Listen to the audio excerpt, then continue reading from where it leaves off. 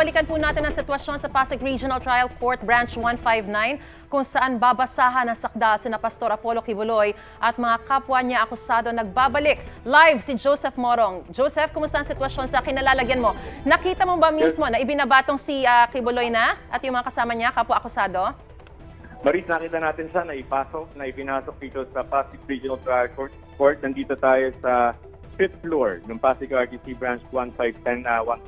Unang ipinasok yung apat na co-accused nitong si Pastor Kibuloy para sa kasong qualified trafficking na inihain ng mga complainants dito sa Pasig RTC. At sinunod itong si Pastor Kibuloy mag-aalas 8, 7:61 ng idaan sa elevator itong si Pastor Kibuloy at dumaan nga siya sa ating harapan at nagkaroon tayo ng pagkakataon na tanungin kung ano yung mga mensahe niya sa kanyang mga miyembro sa Kingdom of Jesus Christ at ang sabi niya ay tatag lang. We will try again later paglabas niya tungkol naman doon sa posisyon niya sa mga kasong isinampa sa kanya.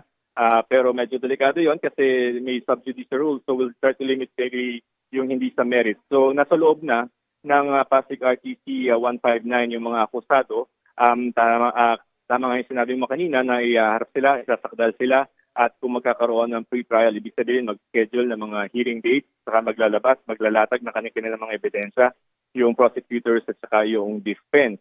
Now, meron pang, ito lang yung dalawang court yung kailangang harapin nitong si Pastor Kibuloy, Pasig RTC at Quezon City RTC. Pero yung sa Quezon City RTC, mamayang hapon yan. Pero yun kasi, Maris, ay family court. So, pag mga family court, confidential yung mga proceedings doon. So, hindi na i-require itong si Pastor Kibuloy na personal na pumunta doon sa Quezon City RTC para sa kanyang arraignment. At online na lamang yung gagawin na arraignment at saka yung pre-trial.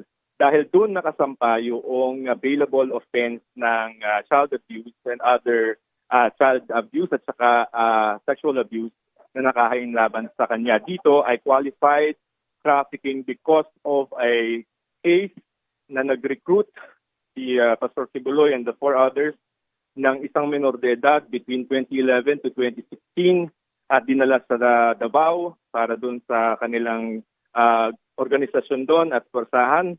Ayon dun sa information na nakasampa sa court na pinagtrabaho, nanulisit ng mga pera doon para sa kanilang organisasyon at binantaan na kung hindi gagawin ito ay babawiin yung kanilang o yung kanya, yung minor. Alright. Maraming salamat sa iyong ulat, Joseph Morong. Sa mga kaka-tune in lang po mga kapuso, dumating na po sa Pasig Regional Trial Court ang Coaster Lulan, sina Pastor Apollo Kibuloy at iba pa niyang mga kapwa-akusado para sa pagbasa ng sakdal sa qualified human trafficking. Mga kapuso, para una ka sa mga balita, mag-subscribe sa GMA Integrated News sa YouTube. Sa mga kapuso abroad, subaybayan niyo po kami sa GMA Pinoy TV at sa www.gmanews.tv.